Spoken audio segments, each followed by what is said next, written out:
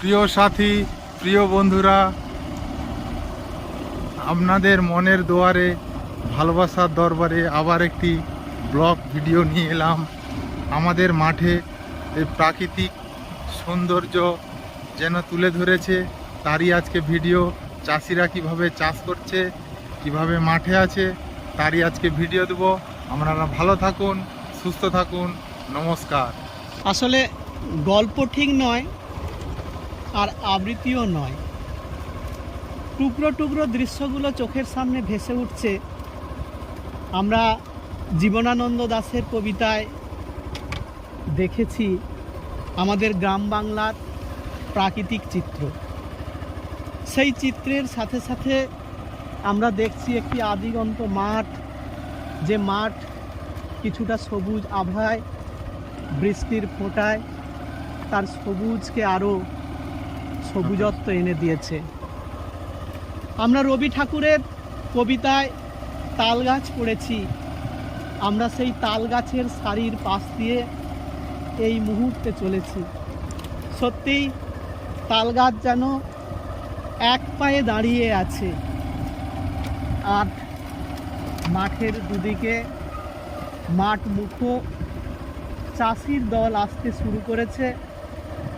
তারা তাদের চাষের কাজ নিয়ে, এ যেন চাষ নিয়ে তাদের ব্রত উদযাপন।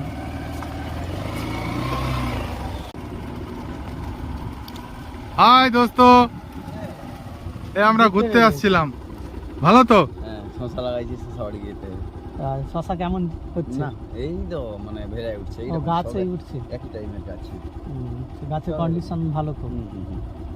সঞ্জয় জানাদেরই মাঠের মধ্যে খারাপ, খালি বাদবাকি সকলের গাছ খুব ভালো হয়েছে।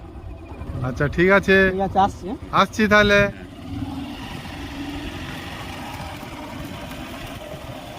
সারি সারি তাল গাছ, ওই দেখা যায় তাল গাছের সারি, দুপাশে যেন প্রহরীর মতো দাঁড়িয়ে আছে গোটা মাঠ জেগে। এবং তাল গাছের সারি ছাড়িয়ে চাষিরা এসেছে মাঠে, তাদের কাজে ব্যস্ত। আমরা দেখতে পাচ্ছি শশা গাছের সারি, কি সুন্দর সারিবদ্ধভাবে শশা গাছ ভেড়ায় ওঠার একেবারে প্রাক্কালে।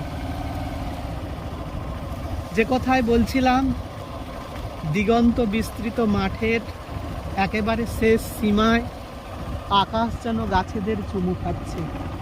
কি সুন্দর দৃশ্য, যা মনকে ভুলিয়ে দিতে পারে।